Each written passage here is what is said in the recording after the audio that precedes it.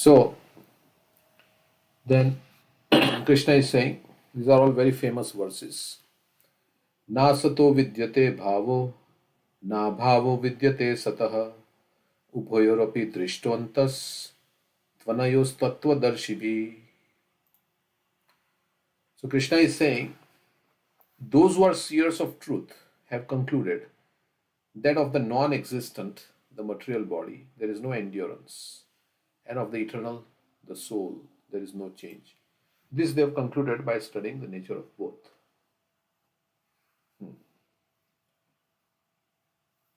There is no endurance of the changing body.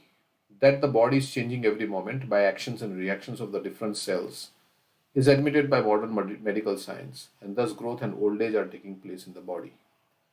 But the spirit soul exists permanently, remaining the same despite all changes of the body and the mind.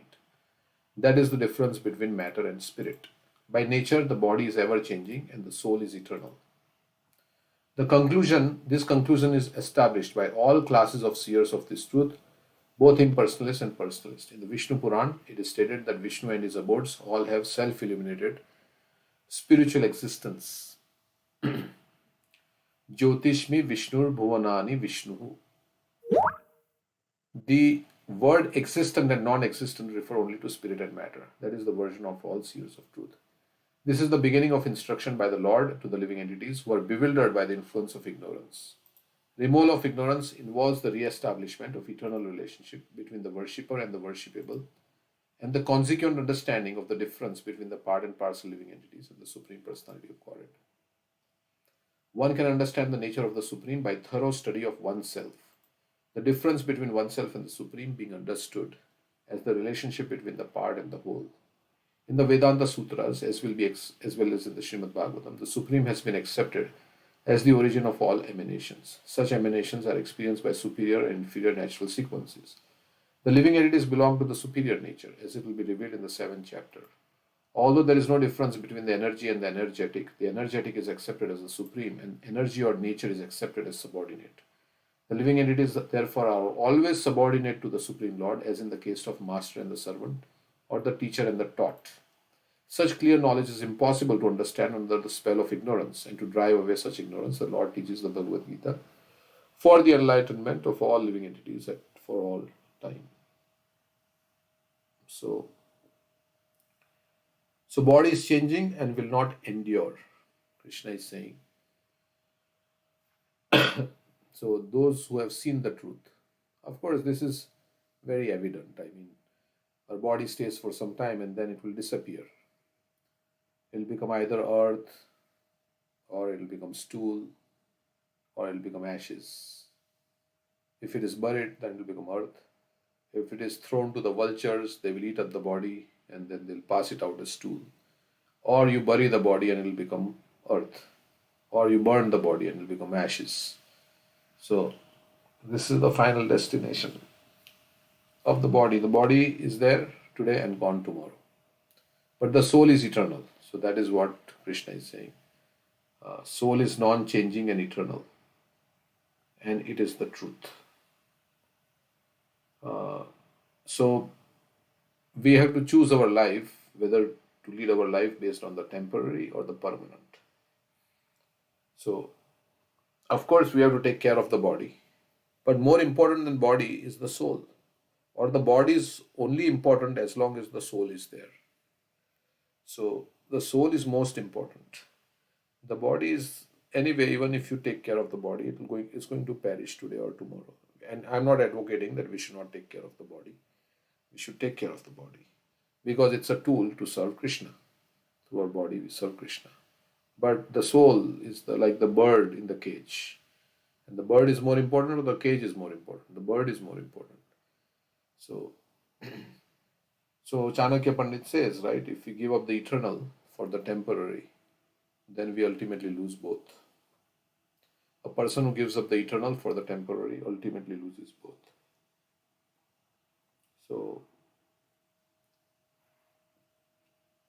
So this is what, and Prabhupada says, by studying our nature, we can understand the nature of Krishna. Because we are sample. By thorough study of ourselves, we can understand the nature of Krishna, because we are part of Krishna. Just like if you analyze a drop of water from the ocean, you can know the characteristic of the ocean.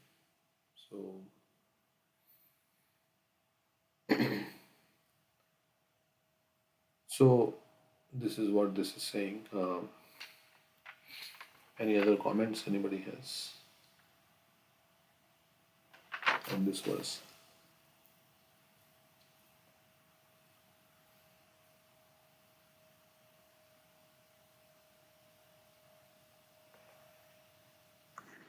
Prabhupada in one lecture was saying that body is changing at every moment. At every moment we are dying. Means, if we have 70 years and if we have lived already 30 years, this means we're already 30 years dead. Correct. With every passing day, yes, we are dying, like coming closer to death. So, yeah. Yeah, the truth is what stays. So knowing, yeah, correct. Truth is something that will last. Yeah, go ahead. Sorry. No problem. So why becoming free from bodily concept of life is difficult? Because everyone is appreciated in the material world because of their looks. And we feel people will not like me because I don't look so attractive. And there is some enjoyment that comes from the body. And everyone in material consciousness wants to impress how good they look and everything. So everyone around in this material world is in the bodily conception of life. So when the whole environment is like that, then we also become influenced by that kind of situation. So so we have to, depending on our association, our consciousness is influenced in that way. So so But the body is not in our control. So if we rely on the happiness of the body, then we'll always be going happy and distress, right? The previous verse, happiness and distress would come because, based on our karma, we got this body, and how it would look or how would it, be diseased, and it's out of our control. and as a garment, as you wear it, it becomes old and doesn't look that attractive when you bought it first in the market. As you wash it a few times, you wear it, it has some, it gets torn, and similarly our body is like garment, so it doesn't look that good when we are older.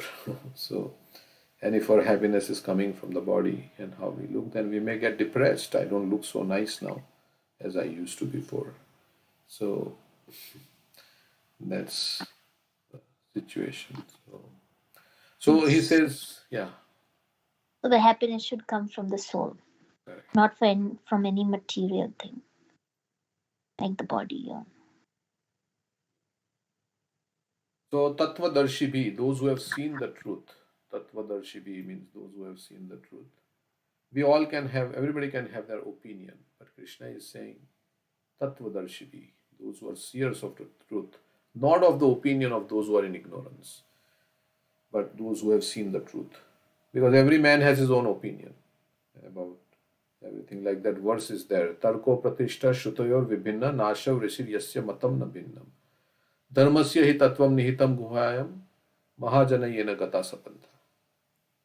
Dry logic and argument, with dry logic and argument, you cannot understand the absolute truth. And every Muni is not recognized as a Muni until it differs from other Munis. So, so everybody can have their opinion, but Krishna's opinion counts because he's God and he's giving the opinion here. So those who have seen the truth. So, so that is what this is saying. Okay, so the next verse we can read. Let's see if Gurujan Prabhu is saying so. Yeah. So although there is no change in the soul, but the consciousness changes, right?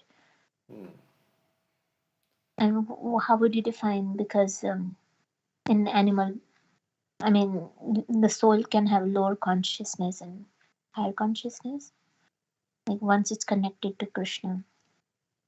Correct. Yeah, the soul or consciousness can change. Like child consciousness and an adult consciousness is different, right? I mean, the child consciousness is different from. So, according to the body, yeah, the consciousness, we have the consciousness. According to the body, we get, or based on the consciousness that we have, we get a suitable body to be in that consciousness. So, um, yeah, you are saying that the soul is not changing, but its consciousness keeps changing, right? If I take some drugs, then I may feel high. You know, if I take LSD or marijuana, then I may feel very, I may start hallucinating and I may feel a certain way like that. My consciousness can change by chemicals and things like that, and the things around me. But yeah, the soul is still the same. So, what exactly you are saying that based on the body or Is consciousness? it mind and intelligence? Because the subtle body, I mean, carries along with the soul, right? Correct.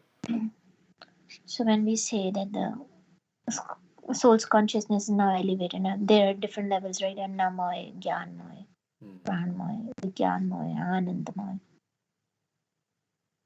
Is it based for the mind and intelligence associated with the soul? Not the Yeah, soul. Soul is always pure. the soul is pure, but its consciousness can get contaminated. So it's like the source is pure, but when the light coming from the source can have, it's the consciousness that is coming from the soul that can get contaminated. The soul is pure, but based on where the soul focuses and what, yeah, the desires can become contaminated. The soul never becomes contaminated, really speaking. It's the consciousness of the soul. So, of course, we say pure soul and impure soul, but it's the consciousness that gets contaminated. Mind is matter, so mind really can't think anything on its own. Mind, I mean, in the dead person also mind is there, but the dead person is not thinking because the soul is not there. Soul is using the mind to think of different things. As I understand, I'm just saying. So it's the consciousness of the soul that is being projected through the mind, or he gets a mind suitable for based on, like in the 15th chapter of Bhagavad Gita, Krishna says we get everything based on our desires. And Mind. the mind, yeah. Chakshu Sparshanam Charasangam. Adhisthaya Manasyayam Vishayanupasavate. Yeah. So based on our condition of the mind means our the soul's desires basically, which are enacted through the mind. We will get a certain kind of the body. So yeah, it's a little difficult to understand that how the mind is actually matter, because we say Krishna describes the 8 elements, Bhumi Aponalo Vayu, Kham Mano Buddhi Revacha. He says, this is my separated energy, Bhinna Prakriti Ashtadha. So this is the 8 elements, but they are the separated energies. They are matter. Mind is matter. Just like earth, water, fire, ether. But this is subtle matter. There is gross matter and there is subtle matter. So, yeah. So the soul uses the gross matter and subtle matter to fulfill its desires. Yeah, that's how I understand. There is also a spiritual mind. The soul has a spiritual body, and there is a spiritual mind through which it fulfills spiritual desires. And we have the material mind, through which we fulfill our material desires. So when the soul has material desires, then it's given this material mind to and the material body to fulfill its desires. So okay, That's how I cannot understand more than this. But this is what I don't know if it makes sense or not. You want to add anything? Anybody like to add anything? Okay. Avinashi tu tad vidhi yena sarvamidam tatam. Yeah. I was just saying Kanchan Mataji left. Oh, she left. Okay. Maybe she has guessed at her own, so she might have. Okay. Avinashi tu tad vidhi yena sarvamidam tatam. Vinasham avyayaya yasya nakashit kartum arhati. So after saying that what is permanent and what is impermanent, now he is describing the permanent and the impermanent. So he says, that which pervades the entire body you should know to be indestructible. No one is able to destroy that imperishable soul. So soul is pervading the entire body. Of course, it's in the region of the heart, we know. But how is it pervading the entire body? Through its consciousness. And that which pervades the entire body is indestructible. No one is able to destroy the imperishable soul. So the soul is 110,000 part of the tip of the hair, and it is in the region of the heart, and it is eternal. So Krishna is first taking the na bhava vidyate sataha part, that of the eternal there is no cessation. Na bhava vidyate sataha. Sataha means eternal. So he's taking this part from the previous verse, and he is talking about the soul. Na abhava, never changing quality of the eternal soul. So, and nobody is able to destroy the soul. So that's what he's saying here. So soul is there, 110,000 part of the tip of the hair. It's described in the verse. So then we may have a question that, well, does the soul really have a form? Because it's like a point. So we have heard that the whole spiritual form is compressed in that spirit soul. And in the material world, it is covered. But when we go back to the spiritual world, the spirit soul takes on its form as whatever it is.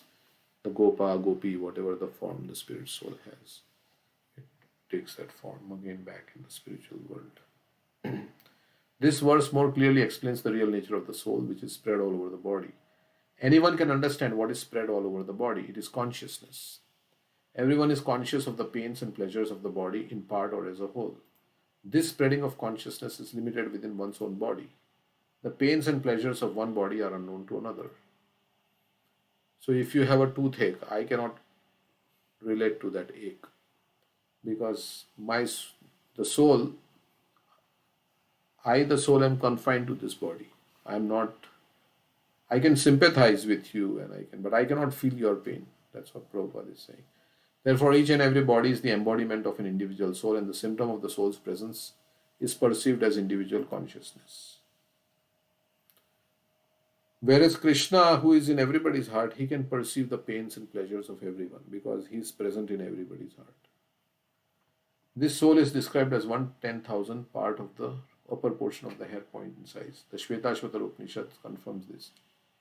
Balagra shatabhagasya shatadha kalpitasya cha bhago jiva sa vigneya sa chanantyaya kalpate. When the upper portion of a hair is divided into 100 parts, and again each of such parts is further divided into 100 parts, each such part is the measurement of the dimension of the spirit soul. So shata means 100. So if you take the tip, agra means the tip of the hair, and you bhag means you divide the tip of the hair into 100 parts, and then you divide every 100 part into shatada kalpitasya cha. Divide that 100 parts, 1 upon 100 into 1 upon 100, that is 110,000. Similarly, the same version is stated, Keshagra Satabhagasya Shatansha Satrishatmakaha Jiva Sukshma Swarupoyam Sankhyatito Hichit Kanaha. There are innumerable particles of spiritual atoms which are measured as 110,000 of the upper portion of the hair. Therefore, the individual particle of spirit soul is a spiritual atom smaller than the material atoms, and such atoms are innumerable. This very small spiritual spark is the basic principle of the material body, and the influence of such a spiritual spark is spread all over the body, as the influence of the active principle of some medicine spreads throughout the body. This current of spirit soul is felt all over the body as consciousness, and that is the proof of presence of the soul. Any layman can understand that the material body minus consciousness is a dead body, and this consciousness cannot be revived in the body by any means of material administration. Therefore, consciousness is not due to any amount of material combination but to the spirit soul. In the Mundak Upanishad, the measurement of the atomic spirit soul is further explained. The soul is atomic in size and can be perceived by perfect intelligence. This atomic soul is floating in the 5 kinds of air: prana, apana, vyana, samana, and udana. Is situated within the heart and spreads its influence all over the body of the embodied living entities. When the soul is purified from the contamination of the 5 kinds of material air, its spiritual influence is exhibited. The Hatha Yoga system is meant for controlling the 5 kinds of air, encircling the pure soul by different kinds of sitting postures, not for any material profit, but for liberation of the minute soul from the entanglement of the material atmosphere. So the soul is floating. There is incoming air, there is outgoing air, there is air that is circulating within the body, and this is all holding the soul together. And Hatha Yoga is to control these airs in the body. And in this way, our thinking is also related to our breathing. When we are angry, we breathe very quickly. When we are very peaceful, very calm, then the breathing is very slow. So, so the airs in our body also affect. Our mental equilibrium is affected by the airs in the body.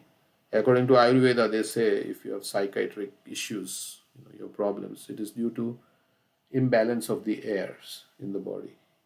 So that causes mental, loss of mental equilibrium. So like that, the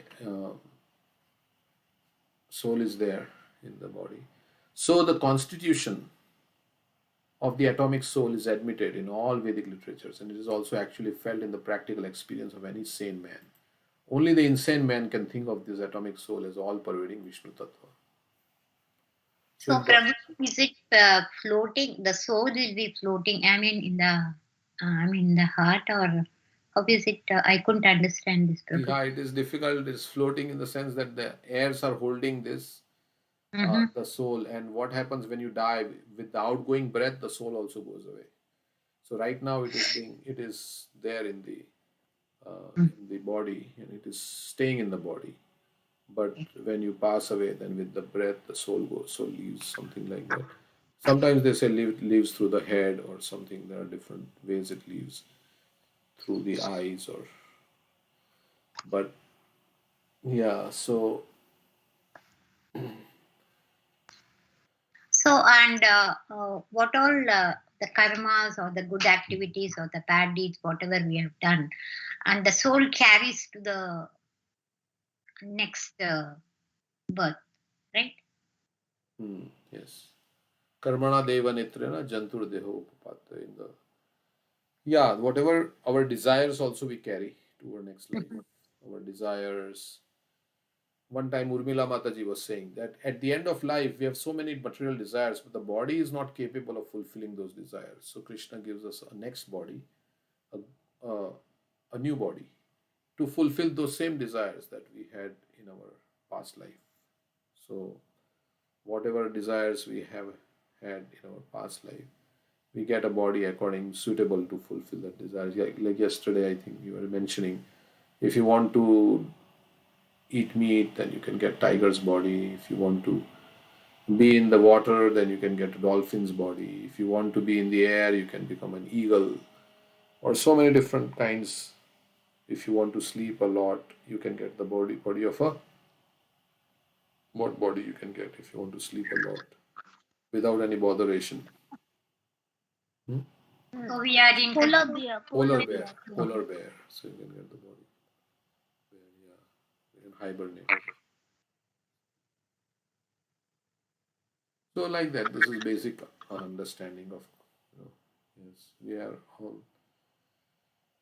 continuing. It's a continuation from our past life. So even if we have left incomplete our spiritual life, then Krishna is saying that again you become attracted to spirituality and like that.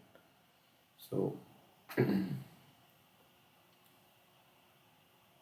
okay, so the influence of atomic soul can be spread all over the particular body. According to Mundaka Upanishad, this atomic soul is situated in the heart of every living entity. And because the measurement of the atomic soul is beyond the power of appreciation of material scientists, some of them assert foolishly that there is no soul, because you cannot detect the soul with your instruments. So some scientists say there is nothing like soul. The individual atomic soul is definitely there in the heart, along with the super soul, and thus all the energies of the bodily movement are emanating from this part of the body. So heart is pumping, how many times it pumps during a lifetime or during a minute, and how many minutes we live, months we live, years we live. So it is constantly, and where is all this energy coming from? That is coming from the soul, and ultimately from the super soul. The corpuscles which carry the oxygen from the lungs gather energy from the soul. When the soul passes away from this position, the activity of the blood generating fusion ceases. Medical science accepts the importance of the red corpuscles, but it cannot ascertain that the source of energy is the soul. Medical science, however, does admit that heart is the seat of all the energies of the body.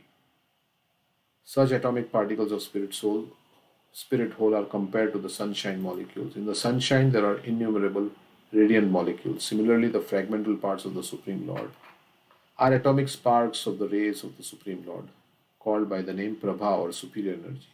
So whether one follows Vedic knowledge or modern science, one cannot deny the existence of the spirit soul in the body. And the science of soul is explicitly described in the Bhagavad Gita by the personality of God himself. So unless you accept that your soul separate from the body, and you're not just living because some combinations, chemical reactions are happening in the body, and that's why there is life. Unless you accept this, then you can't progress in spiritual life. So at least we have to theoretically accept that I am the soul and I will live eternally. So then there is question of next life. Then where do I go next? That's the question. And why do I have to die if I'm eternal as soul? Then all these questions come up. So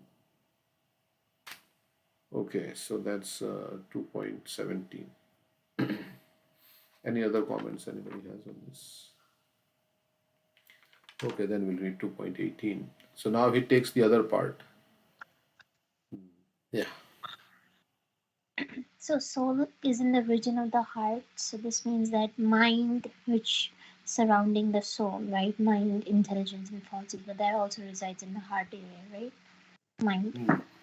Yeah, although we tend to think of mind as in our head, right? That my brain is in my head. That's where our mind is. But yeah, there is sometimes it is used interchangeably, like the mind and the heart. So there is also, because mind is ultimately matter also. According to the Bhagavad Gita, mind is also a material element. In the 24 elements that we described, one of the elements is the mind. So it's a matter, and matter is not conscious on its own. So the soul has its consciousness, and because of its consciousness flowing through the mind becomes like, animated. Just as electric current flowing through a dead wire makes it live wire. So our consciousness is flowing through the whole body, which Krishna said previously, including the mind. And then, so yeah, there is spiritual mind and there is material mind. So the man is mind, right? Man is mind, yes.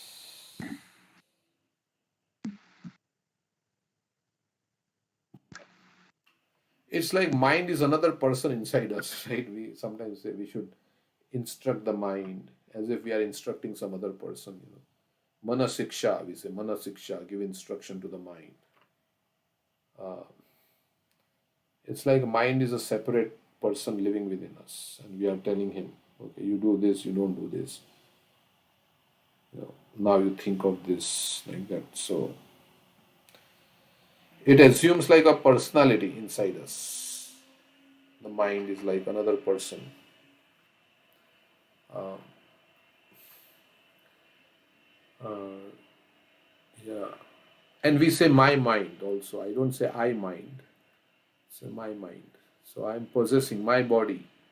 I possess the body, I possess this mind, my mind. We don't say I mind.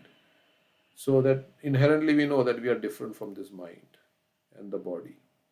So, but I don't know how to explain this, how we can understand this also, but it's like it's another, sometimes we have to talk to the mind, we have to control the mind, we say.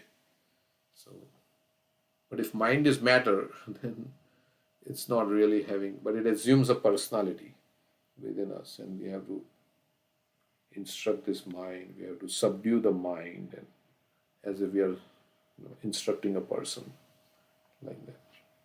So, that's what I can say.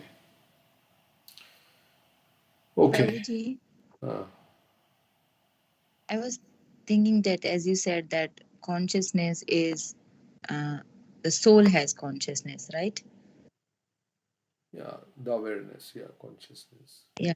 So the consciousness, any soul is pure Hmm. in nature. So consciousness is also pure in nature. No, consciousness can be contaminated. Like sometimes they say rainwater is pure, but when it comes down to earth, it becomes contaminated. So, but that means the soul is not contaminated in one sense, but it's consciousness. Like I don't know what is a good example to explain this. Maybe we can. Um, it's like you have a torch and you focus the torch on a good thing. The light is focusing on some nice thing. Then you can change the direction of the torch, and the light can focus on some filthy thing, which is bad consciousness, right? So the soul, the source of light is pure, where the light is emanating from is pure, but where it is being projected on, the direction in which it is projected, where it is flowing in which direction, that determines whether it's pure or impure. So my consciousness is projected from through, it is flowing out through my senses onto the sense objects. So basically, yes, then it is material consciousness. Like I'm focusing on my consciousness is like in the body, and through the senses it's flowing out. But if it is flowing towards Krishna, then it is spiritual consciousness, to the spiritual world, then spiritual consciousness. But if it is flowing towards the external material world with a view to enjoying that world, then it's like, but I can change the direction. So the whole thing is to change the direction of this torch, the focus, from where it is being projected. It is being projected onto matter now. Now we have to project that consciousness on the Supreme, basically. That's what I can say with my little understanding that I have. But somebody has a better example or better way to explain, then you can say.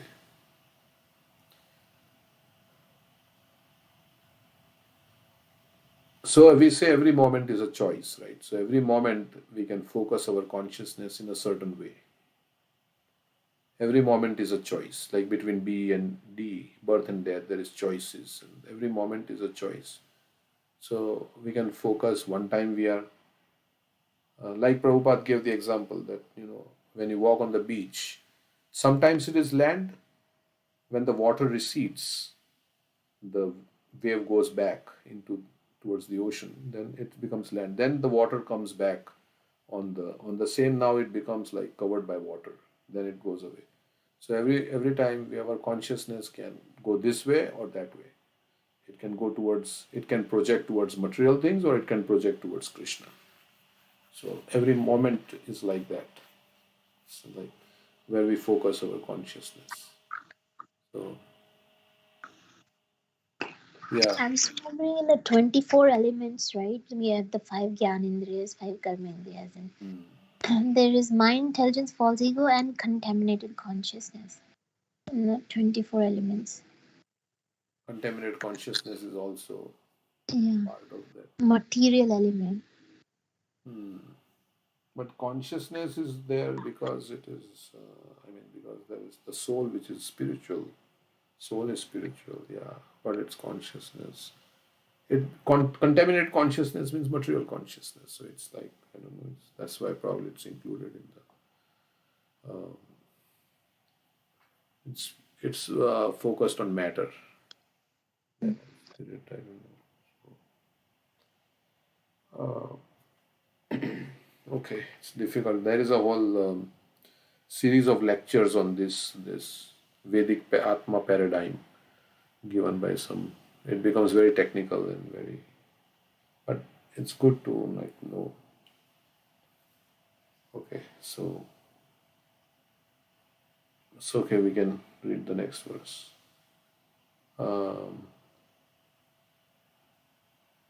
So he's describing the soul. Now he's going to describe the body. So he goes to the other part of the verse. Na sato vidyate bhavo. Na asata. Asata means asat means temporary.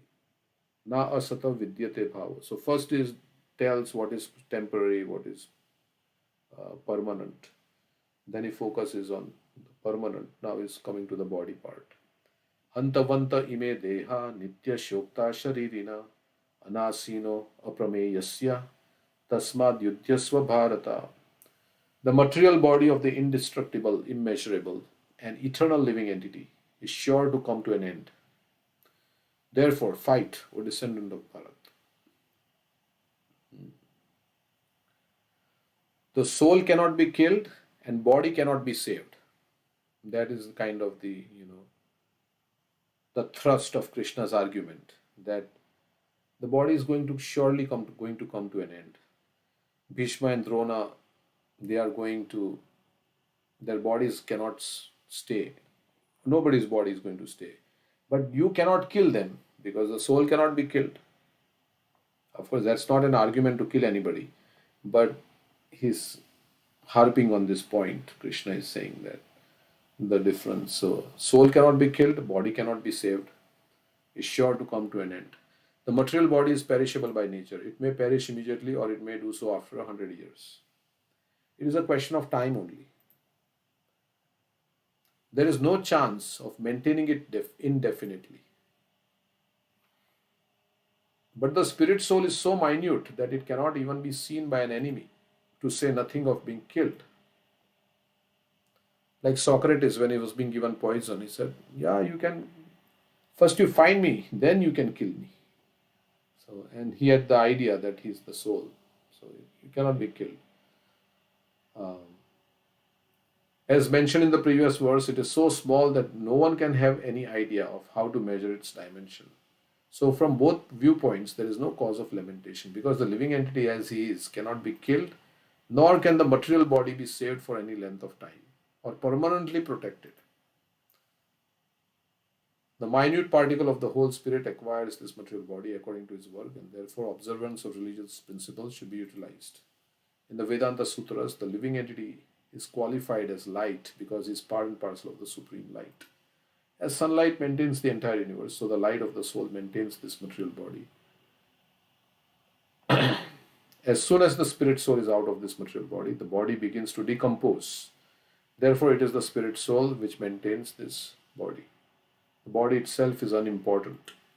Arjuna was advised to fight and not sacrifice the cause of religion for material bodily considerations. Okay, so Prabhupada is saying that the body is important as long as the soul is there, and the soul is more important than the material body. So, body is going to perish today or tomorrow. It's just a matter of time. Generally, those who are born earlier will die earlier. Those who are born later will die later. But everybody has to die in this. That Krishna previously said, right? Jatasya hi dhruv mrityur. I think it's coming up, or he said, yeah, that for one who is born there is always death. So again, he's saying that for the elevation of the soul, you should perform your prescribed duty and not deviate from doing your duty. When the soul leaves the body is growing because the soul is there. Prabhupada gave the example of a lemon tree. He said the lemon tree produces so many lemons, and that means citric acid, right? There's so much citric acid is being produced because the lemon tree is living, the soul is there. As soon as the soul of the lemon tree leaves, there is no more production of lemons. It's dead. So chemical is produced because the soul is there, or the body is growing, and when the soul leaves, then the body starts decomposing, deteriorating. So a child which is born dead will not grow. So it's the other way around. Not because of the presence of the soul, matter is okay. So this is what this verse is saying.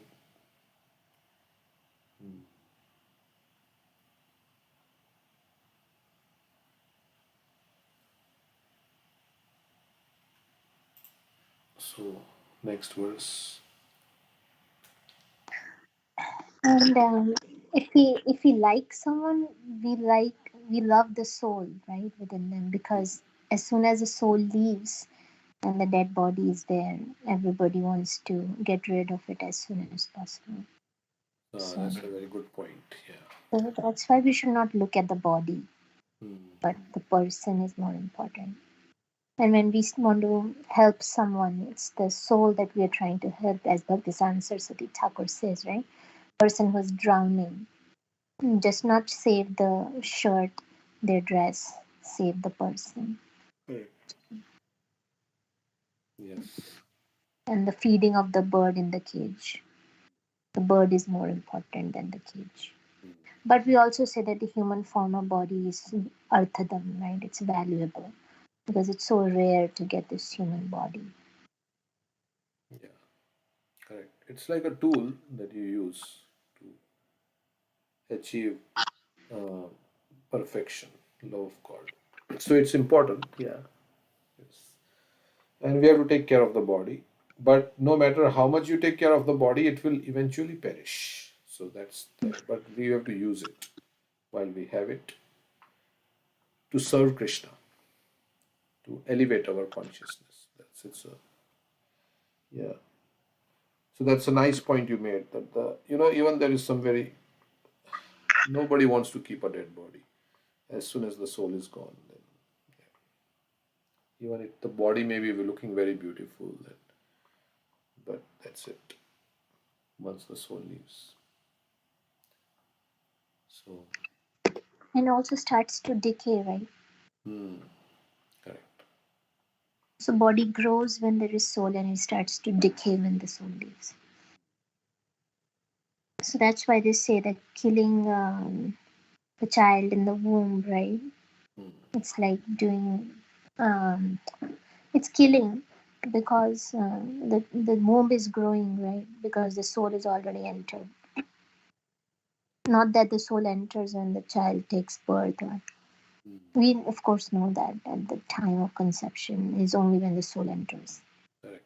And that's why the body is developing, because of the soul's presence. Yeah. So,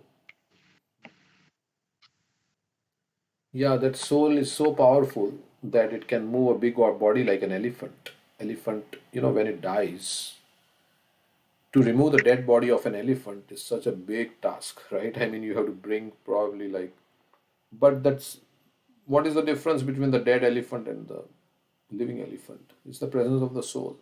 So the soul is so powerful, it can move a big body, like elephant weighing tons of kilograms. Okay, it's moving. So, but when the soul leaves, then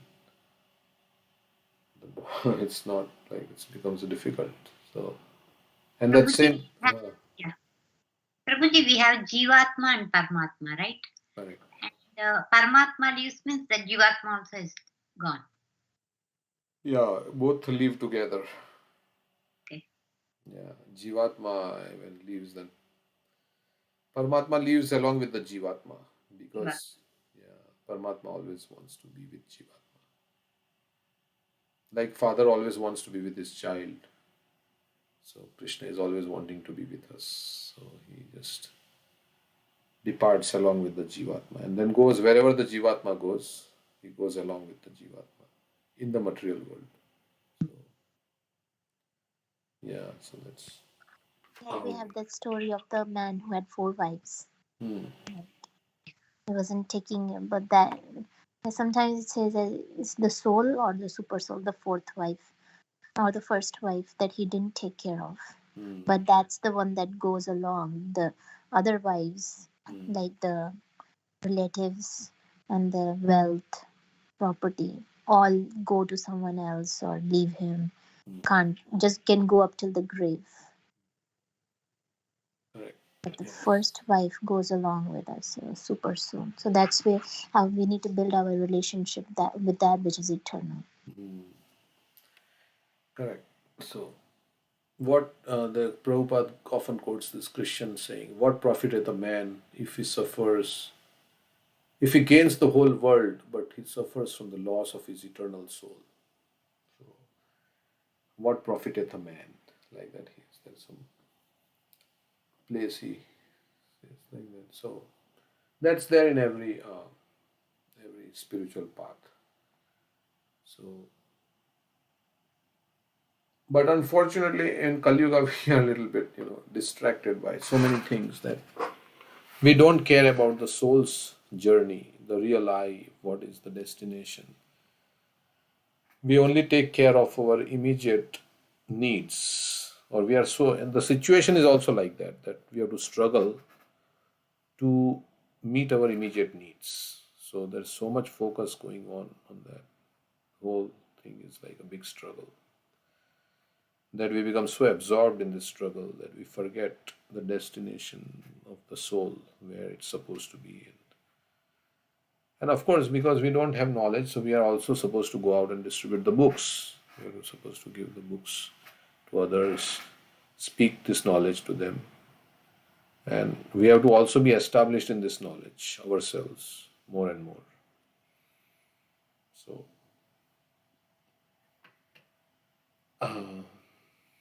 okay. Anybody else like to say anything? Is Mayuri on the call? Mayuri, Juhi is there. Janish is on pause. Raina wants to say anything? Or I don't know who is there. No problem. Okay. I'm here. I don't have comments. Okay, so Gandhi is also there. Okay, so the next verse, what is the time? It's okay, 2.19. We read this. Yeah. Yaenam vetti hantaram yaschainam manyate hatam ubhau tau na vijanito nayam hanti na hanyate. Neither he who thinks the living entity the slayer, nor he who thinks it is slain is in knowledge. For the self slays not, nor is slain. So he's saying, okay, you cannot kill, neither they can be killed. When an embodied living entity is hurt by fatal weapons, it is to be known that the living entity within the body is not killed. The spirit soul is so small that it is impossible to kill him by any material weapon, as will be evident from subsequent verses. Nor is the living entity killable because of his spiritual constitution. What is killed or is supposed to be killed is the body only. This, however, does not encourage killing of the body. The Vedic injunction is Ma Hinsayat Sarva Bhutani. Ma means not. Hinsa, don't commit violence to any living entity. Never commit violence to anyone. Nor does understanding that the living entity is not killed encourage animal slaughter. Somebody may say, oh, I'm not killing the cow or the chicken. but it is unlawful. Prabhupada says, killing the body of anyone without authority is abominable and is punishable by the law of the state as well as by the law of the Lord. Arjuna, however, is being engaged in killing for the principle of religion and not whimsically. So unjustified killing is not encouraged, is not to be done. Just because the soul cannot be killed, so I kill somebody and say, oh, I didn't kill anybody. Prabhupada gives the example that if you're living in a house and somebody forcibly vacates you from the house, then it's inconvenience to you, right? Because you're living in the house and somebody comes and pulls you out of the house, evicts you from the house, then it causes inconvenience to you. So similarly, although the soul doesn't die, but it causes inconvenience to the soul, and that's why it is not advisable to kill. But Prabhuji, I have a question. So how different is this sloka? Because the meaning looks very similar to the sloka that Nainam Chindanti Sastrani, that sloka. Because the meaning looks very similar. Like how this sloka and that sloka are different? yeah, it's kind of saying the same thing, that Krishna is saying that you cannot slay the soul. Self cannot kill the soul. Means, Arjuna, you cannot kill the soul, and neither can the soul be killed. So it's kind of the same. Different ways Krishna is speaking so many verses the same way, to repetition, so that we can understand this thing very thoroughly.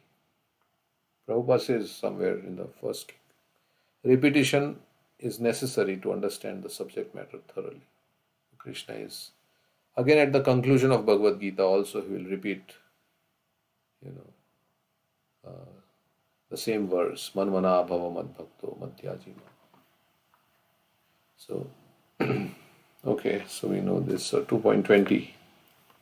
Na jayate mriyate va kadachin nayam bhutva bhavita va na bhuya ajo nitya sashvato yam purano na hanyate hanyamane sharire. For the soul there is neither birth nor death at any time. He has not come into being, does not come into being, and will not come into being. He is unborn, eternal, ever existing, and primeval. He is not slain when the body is slain. The same thing what he said. Nor is slain. So the same thing he's saying. So never was a time, again he had said previously, there was never a time when you did not exist. Means again he's saying here that you have not come into being at a certain point of time. You are always existing.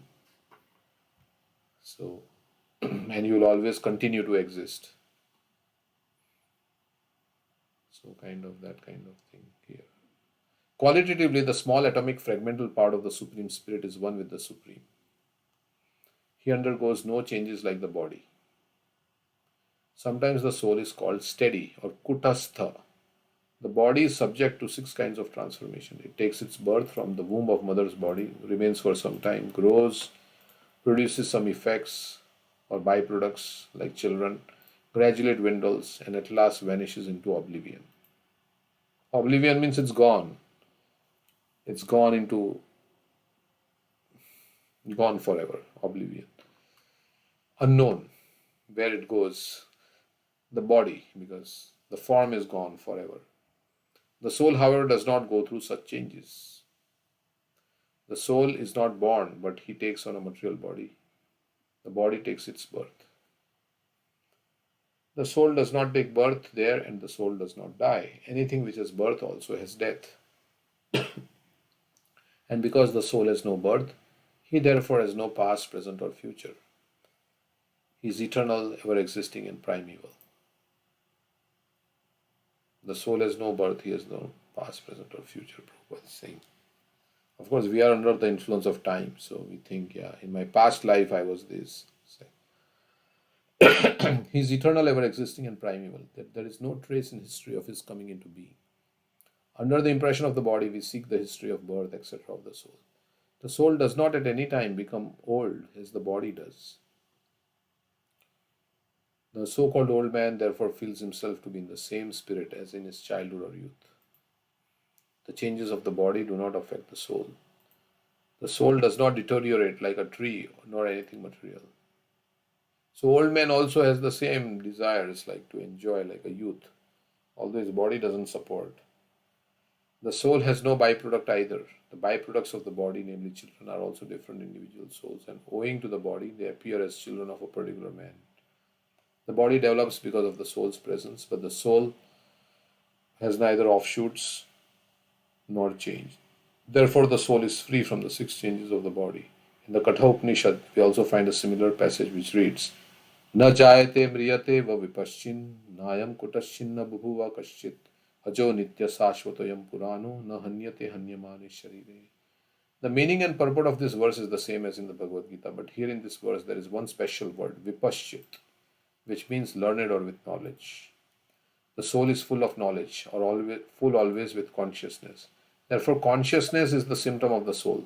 Even if one does not find the soul within the heart, where it is situated, one can still understand the presence of the soul simply by the presence of consciousness. Sometimes we do not find the sun in the sky owing to clouds or for some other reason, but the light of sun is always there. And therefore we are convinced it is there for daytime.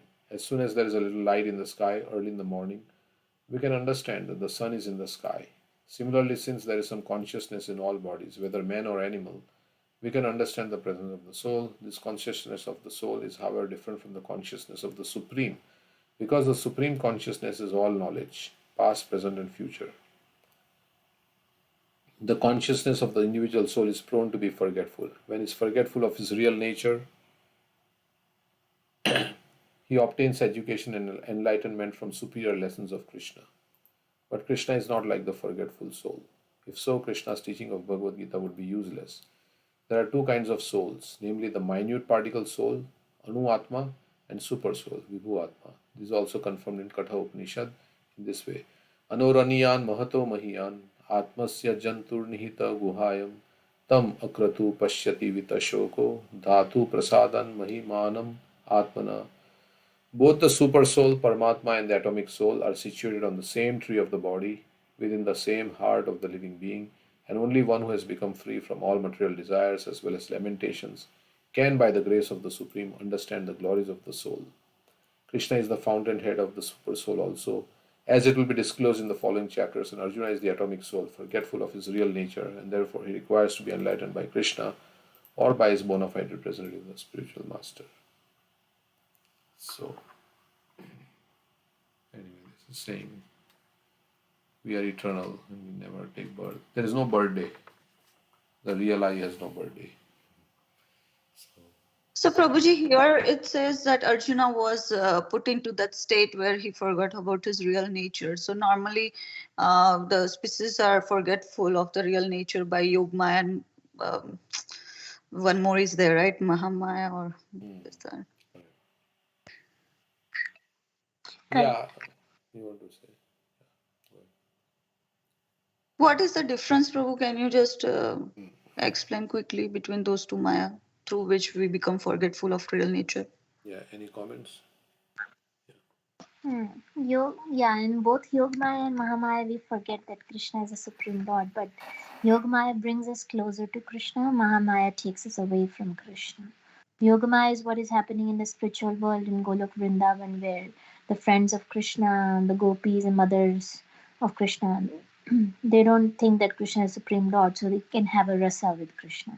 They can chastise Krishna, order Krishna, like a mother is trying to bind Krishna, like that. So because she has forgotten that Krishna is a supreme Lord, so that's why when Krishna had dirt, right? Mother saw the universal form and she started to think that, oh, maybe Krishna is Bhagwan. Then Krishna immediately put the Yogamaya on Mother Yashoda and she forgot. Because Krishna likes to have rasas with their devotees. So that's Yogamaya. And the material world, there is Mahamaya. That we have forgotten Krishna is Lord because we want to become God. We want to enjoy separately. So So we became envious of God, that Krishna, that's why we came here. So Krishna has hidden himself, and he's fulfilling our desires. So there's Mahamaya here, but it's the same Maya, right, Prabhuji? Hmm. The external energy. Yeah, it When functions like Prabhupada says, electricity can function as like heating or cooling. It can be used in a heater or it can be used in a cooler, and it can have opposite effects. So, yeah, something like And they also say the Mahatmas are under the internal energy. that. Mahatma Sumapa Devi Prakriti. So Radharani, internal energy, that's Yogamaya. Yeah. Yoga means connection, and Maya means illusion. So, it is illusion, but it brings about our connection with Krishna, Yoga Maya. So, it brings us closer to Krishna in an intimate relationship with Krishna, Yoga Maya. Like Yashoda is considered the topmost in the Vatsalya ras. So, but when he shows the whole Brahmanda in his mouth, what type of Maya it is, Prabhuji? yeah, she becomes bewildered. This is also Leela. So she becomes bewildered. But Krishna doesn't want her to know that he's the Supreme. So he immediately she remembers, no, but he cannot be Supreme because he's dependent on me. Like that. He cries. And is there a verse like that after that? In that Bhagavatam section where after Yashoda sees, first she sees that, oh, demigods are casting a spell on me. Then she thinks, but why should demigods cast a spell on me? I am an ordinary woman. I am not like some great personality. Why should they cast a spell on me? Then how does her thought process flow after that? Then she thinks that maybe I'm hallucinating, something like that, dreaming. Mm. And then she says, well, but Krishna, he can't be God because he cries for milk. It doesn't say that, that Doesn't say verse, that. but we have heard in commentaries already. How can he be God? He cries for eating like 50 times a day. When he gets scared, he runs to me and Hmm. hides behind my sari. Like, so how can he be God? So she's having something, then she forgets. Like after Krishna lifted Govardhan Hill also, there is a whole chapter in Krishna book, Wonderful Krishna. Right? So they all come to Nanda Baba and start saying, oh, your Krishna must be some demigod, this, that, so many things. Yeah, you can read the verses. She's saying, is this a dream or is it an illusory creation by the external energy? Has this been manifested by my own intelligence or is it some mystic power of my child? Therefore, let me surrender unto the Supreme Personality of Godhead and offer my obeisances unto Him who is beyond the conception of human speculation, the mind, activities, words, and arguments, who is the original cause of this cosmic manifestation by whom the entire cosmos is maintained and by whom we can conceive of its existence. Let me simply offer my obeisances, for He is beyond my contemplation, speculation, meditation. He is beyond all of my material activities. And it continues. There's one more verse. It is by the influence of the Supreme Lord's Maya that I am wrongly thinking that Nanda Maharaj is my husband, that Krishna is my son, and that because I am the queen of Nanda Maharaj, all the wealth of cows and calves are my possessions, and all cowherd men and their wives are my subjects. Actually, I am eternally subordinate to the Supreme Lord. He is the ultimate shelter.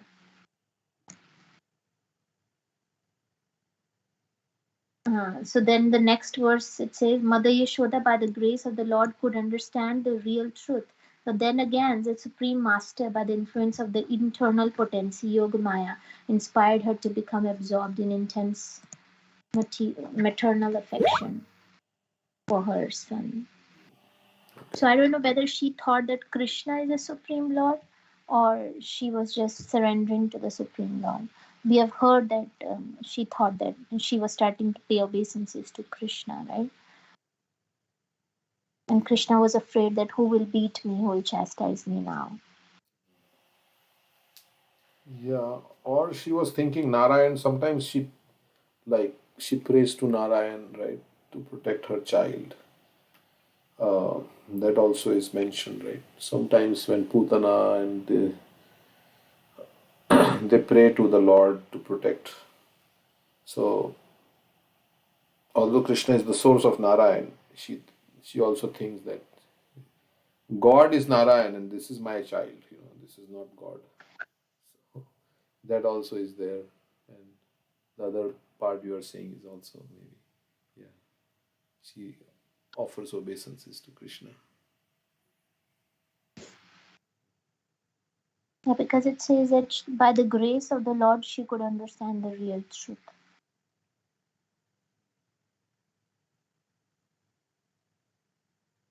Then again, by Subramaya, then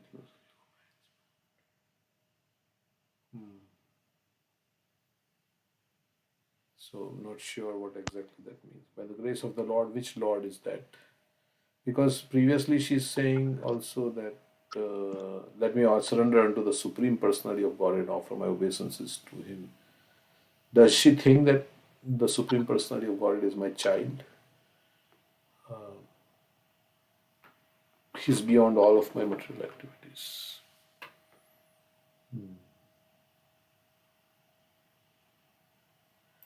Okay. So,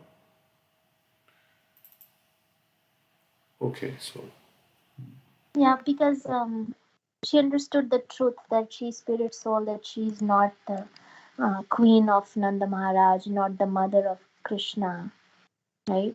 So then, like, totally detached, right? These are not my possessions. That could also be there. And Krishna put the Yogma, and she became inspired to have maternal affection for him again. yes. Okay, so we are at 2.21. वेदा विनाशिनां नित्यं ययेनम् अजमव्ययं कथं स पुरुषः पार्थः कं घातयति हन्तिकम्. O Parth, how can a person who knows that the soul is indestructible, eternal, unborn, and immutable kill anyone or cause anyone to kill? Everything has its proper utility, and a man who is situated in complete knowledge knows how and where to apply a thing for its proper utility. Similarly, violence also has its utility, and how to apply violence rests with person in knowledge. Although the justice of peace awards capital punishment to a person condemned for murder, the justice of peace cannot be blamed because he orders violence to another person. According to the codes of justice, in the Manu Samhita, the law book for mankind, it is supported that a murderer should be condemned to death, so that in the next life he will not have to suffer for the great sin he has committed. Therefore, the king's punishment of hanging a murderer, is actually beneficial. Similarly, when Krishna orders fighting, it must be concluded that violence is for supreme justice, and thus Arjuna should follow the instruction, knowing well that such violence committed in the act of fighting for Krishna is not violence at all, because at any rate the man, or rather the soul, cannot be killed. So, for the administration of justice, so-called violence is permitted. A surgical operation is not meant to kill the patient but to cure him. Therefore, the fighting to be executed by Arjuna at the instruction of Krishna is with full knowledge, so there is no possibility of sinful reaction. Okay, so life for life has been there in the Manu Samhita, but we hear the extraordinary mercy of Chaitanya Mahaprabhu. Did Jagai and Madai, they say, did they kill anybody? They killed people? What does it say? Yes. They killed many people. They committed all sins except Vaishnava plus. So, according to Manu Samhita, they should have been killed also, but Chaitanya Mahaprabhu made them into devotees and removed all their sins. So, this is the extraordinary mercy of Lord Chaitanya. Nityananda Prabhu, of course. Then. Also, there is presidential pardon, right? That the king can stop the punishment Correct. if you behave nicely. Yeah, that's what Chaitanya Mahaprabhu did, right? He took all the sins and then threw it into the sea, Hmm. Yeah. size of a mustard seed. Yeah, and also Prabhupada gives example of a person killing people in the military, right? If between wars, and if the commander says you kill the other, then if by killing they're getting awards. They followed the order of the commander, and but if they do it out of their own anger, like on someone, they kill someone, they'll be thrown into prison. So like here Arjuna is following the orders of Krishna, and if he follows the order, mm, he'll be praised. So I think in the commentary, Baldev Vidyabhushan is saying that Arjuna may be thinking that, okay, granting that the soul doesn't die, still the bodies of men called Bhishma and others are going to be destroyed in the battle. Right? That is wrong because it will improperly deprive them of the happiness that they derive from their bodies. Krishna explains to Arjuna the fault of that logic in the next verse. So, okay, the happiness, the body is gone, so how will they derive happiness if I kill them?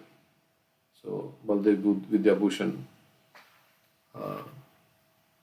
commentary here, Gurujan Prabhu is saying that Arjuna may think that, okay, soul does not die, but still they derive happiness from the body. And how will they derive? We are depriving them of their body, so we are depriving them of their happiness. So, let's, what is that next verse? Yeah, we just said that unnecessary killing is to be avoided, right? Because we are forcing the soul, or someone who's living in the house, we're forcing them to go out of their house. But this is authorized killing. Yeah, this is Krishna is saying we kill. Okay. वासांसि जीर्णानि यथा विहाय नवानि गृह्णाति नरोपराणि तथा शरीराणि विहाय जीर्णानि अन्यानि संयाति नवानि देहि. As a person puts on new garments, giving up old ones, the soul similarly accepts new material bodies, giving up the old and useless ones. So in Bhagavad Gita, body has been compared to a garment, and body has also been compared to a machine, yantra. Yantra rudani mayaya. Krishna is saying, Ishvara sarva bhutana vriddeshwarjuna tishtati brahman sarva bhutani yantra rudani maya. It's a machine, or you can say it's a garment. So,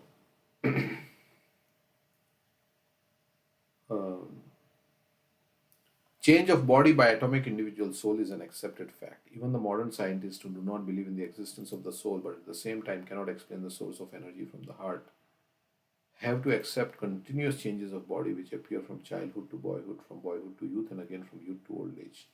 From old age, the change is transferred to another body. This has already been explained in a previous verse. Transference of the atomic individual soul to another body is made possible by the grace of the super soul. Paramatma guides the Jivatma to the next body. The super soul fulfills the desire of the atomic soul as one friend fulfills the desire of the other. The Vedas like Mundak Upanishad as well as Shvetashvatar Upanishad compare the soul and super soul to two friendly birds sitting on the same tree. One of the birds, the individual atomic soul, is eating the fruit of the tree, and the other bird, Krishna, is simply watching his friend. Of these two birds, although they are the same in quality, one is captivated by the fruits of the material tree, while the other is simply witnessing the activities of his friend.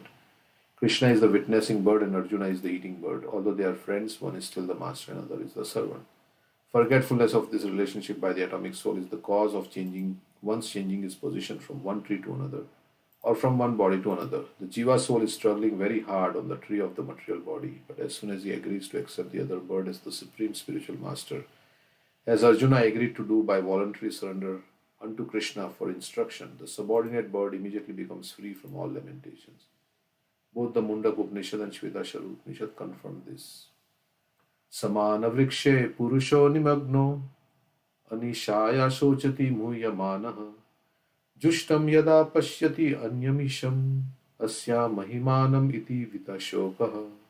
Although the two birds are in the same tree, the eating bird is fully engrossed with anxiety and moroseness as the enjoyers of the fruits of the tree. But if in some way or other he turns his face to his friend, who is the Lord and knows his glories, at once the suffering bird becomes free from all anxieties. Arjuna has now turned his face towards his eternal friend Krishna and is understanding the Bhagavad Gita from him. And thus, hearing from Krishna, he can understand the supreme glories of the Lord and be free from lamentation. Arjuna is advised herewith by the Lord not to lament for the bodily change of his old grandfather and his teacher. He should rather be happy to kill their bodies in the righteous fight so that they may be cleansed at once of all reactions from various bodily activities. So being shot by Arjuna, killed by Arjuna, Arjuna is a pure devotee. So being killed by a pure devotee is as good as being killed by the Lord.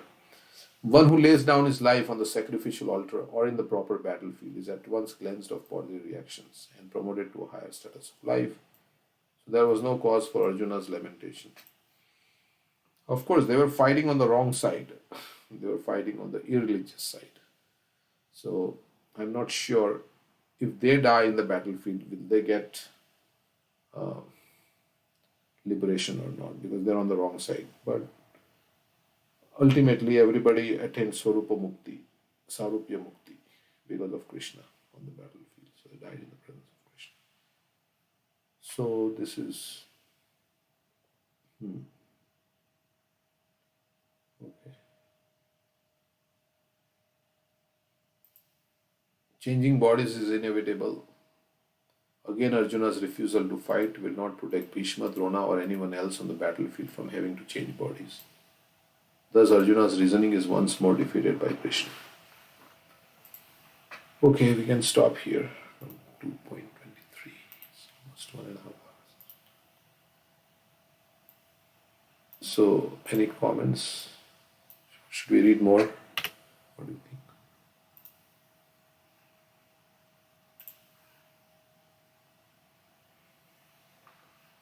Does anybody have any comments?